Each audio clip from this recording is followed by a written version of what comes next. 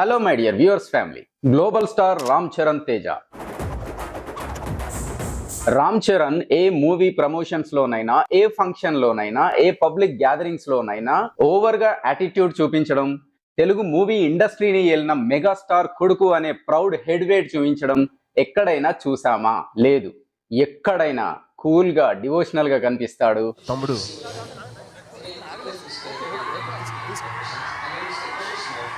ప్రతిసారి అయ్యప్ప మాల వేసుకుంటాడు. పెద్దలంటే గౌరవిస్తాడు. That is మన రామ్ చరణ్.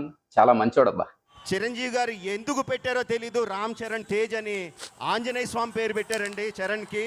ఎగ్జాక్ట్ గా ఆంజనేయ స్వామి. తన బలం ఏంటో తనకి తెలీదు. రామ్ చరణ్ నమ్మింది ఒకటే, తన తండ్రికి మించిన తనయుడు అవ్వకపోయినా పర్లేదు కానీ తన తండ్రి పేరు చెడగొట్టొద్దు అని నమ్మాడు. అందుకే అంత గొప్ప స్టార్ అయ్యాడు. ఈ సక్సెస్ ఒక్క నెలలోనో ఒక్క సంవత్సరంలోనో వచ్చిందా? ఎన్ని మాటలు అన్నారు, ఎన్ని ట్రోల్స్ చేశారు స్టార్టింగ్ లో. కొంతమంది అయితే మొహం బాలేదని, సర్జరీ చేయించుకున్నాడని ఎన్ని ఎన్ని ఎన్ని మాటలు అన్నారు. ఇప్పుడు చూడండి, సింహంలా తయారయ్యాడు.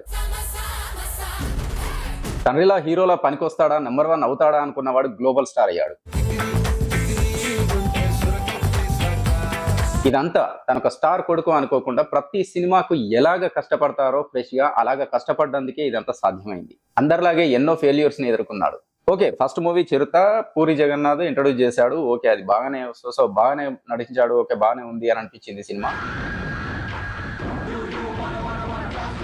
బట్ సెకండ్ సినిమాతో ఎక్కడికో వెళ్ళిపోయాడు. Magadheera, directed by Rajamouli. అది ఇండస్ట్రీ హిట్. కానీ ఏమైంది తర్వాత? ఆరెంజ్ వచ్చేసింది. ఫ్లాప్, అటర్ ఫ్లాప్ అయిపోయింది. అంచనాలన్నీ తలకిందులు చేసింది. పాపం ఫస్ట్ టైం బాలీవుడ్ లో తీసిన మూవీ జంజీర్ ఫ్లాప్. ఫస్ట్ టైమే బాలీవుడ్ లో ఫ్లాప్ అయిపోయాడు. Vinaya Vidheya Rama, Bruce Lee, game changer లాంటి సినిమాలు కూడా ఫ్లాప్సే. కానీ ఒక్క మూవీ ఆరెంజ్ అప్పుడు ఫ్లాప్, కానీ ఇప్పుడు మాత్రం దాని వాల్యూ తెలిసి వచ్చింది ప్రేక్షకులకి మళ్ళీ రీ రిలీజ్ అయ్యాక. అవును, ఆరెంజ్ మూవీ సాంగ్స్ కి, మూవీకి సపరేట్ ఫ్యాన్స్ ఉన్నారు ఇప్పుడు. ఇక 2018 లో తనలో ఉన్న పూర్తి నటుని బయటికి తీసిన మూవీ రంగస్థలం. డైరెక్టర్ సుకుమార్ ఆర్సీని పిండేశాడనే చెప్పాలి. చిట్టిబాబు గారి చెవులోకి మాట వెళ్ళడం కష్టం, గానీ ఒక్కసారి వెళ్ళిందంటే ఆ మాట అక్కడే ఉండిపోతాయా. చిట్టిబాబు క్యారెక్టర్ కి జీవం పోసి అందులో జీవించాడు. ఎంతో మంది సినీ క్రిటిక్స్ అప్రిషియేషన్ ని కూడా పొందాడు. I didn't know the Charan of Rangasthalam when I did Magadhira. So I was wondering how he did it. ఈ గోవిందుడు అందరి వాడే లాంటి ఫ్యామిలీ మూవీస్ లో కూడా మెప్పించాడు. నిజానికి గోవిందుడు అందరి వాడే అనేది చాలా లైట్ గా కనిపిస్తూ ఉంటుంది, కానీ ఒక్కసారి మళ్ళీ మూవీ వచ్చినప్పుడు కానీ పెట్టుకొని చూడండి, అందులో యాక్టింగ్ చాలా ఎరగదీశాడు. ఎక్కువ ఓవర్ ఎమోషన్స్ ఉండకపోవచ్చు, కానీ ఆ యాక్టింగ్ చేయాలనంటే, ఆ టైమింగ్ రావాలి అనంటే, ఆ అమెరికా నుండి వచ్చిన కుర్రాడు కొంచెం స్పీడ్ గా, ఫాస్ట్ గా మాట్లాడడం, ఆ బాడీ లాంగ్వేజ్ అదంతా మెయింటైన్ చేయాలంటే చివరి వరకు నిజంగా అది సూపర్ యాక్టింగ్. ఇక నాయక్, ఎవడు లాంటి మా సినిమాలతో మెప్పించాడు. బ్రూస్లీ లాంటి సినిమాలో కామెడీ టైమింగ్ తో మెప్పించాడు. అలాగే ధృవ లాంటి స్టైలిష్ మూవీస్ తో కూడా మెప్పించాడు.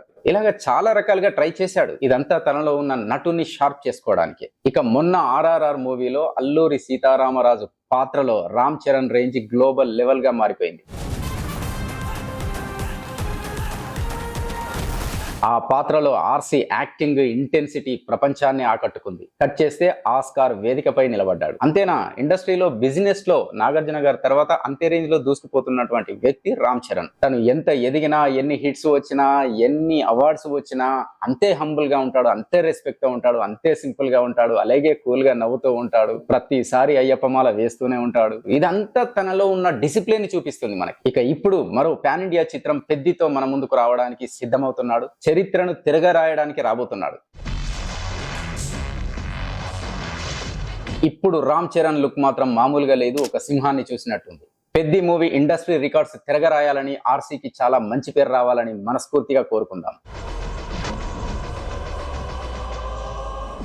మన అని చెప్పుకునే తెలుగు ఫిల్మ్ ఇండస్ట్రీకి ఇంత పేరు రావడానికి తన వంతు కృషి ఎప్పుడు చేస్తూనే ఉన్నాడు నిర్విరామంగా. ఆ సింప్లిసిటీ, ఆ రెస్పెక్ట్, ఆ డెడికేషన్ కి మరొకసారి హ్యాట్స్ ఆఫ్ చెప్తూ హృదయపూర్వక జన్మదిన శుభాకాంక్షలు రామ్ చరణ్. మీకు రామ్ చరణ్ అంటే ఇష్టమైతే ఈ వీడియో నచ్చితే ఒక లైక్ ఇవ్వండి. ఇన్నేళ్లుగా రామ్ చరణ్ గారి డిసిప్లిన్ కనుక మనకు ఇన్స్పిరేషనల్ గా ఉంది అని అనిపిస్తే ఈ వీడియో అందరికీ షేర్ చేయండి. నెక్స్ట్ మరింత ఇన్స్పిరేషనల్ గా ఎవరి గురించి మాట్లాడుకుందామో కింద కామెంట్ లో నాకు తెలియజేయండి, నేను వీడియో చేస్తాను. మనమైతే స్టార్టింగ్ నుండి మంచి వీడియోసే చేస్తున్నాం. మంచి వీడియోస్ కోసం, ఇంట్రెస్టింగ్ టాపిక్స్ కోసం సబ్స్క్రైబ్ చేయండి మన ఛానల్ని. అందరూ బాగుండాలి, హ్యూమానిటీ వర్ధిల్లాలి. Thank you very much. జై హింద్.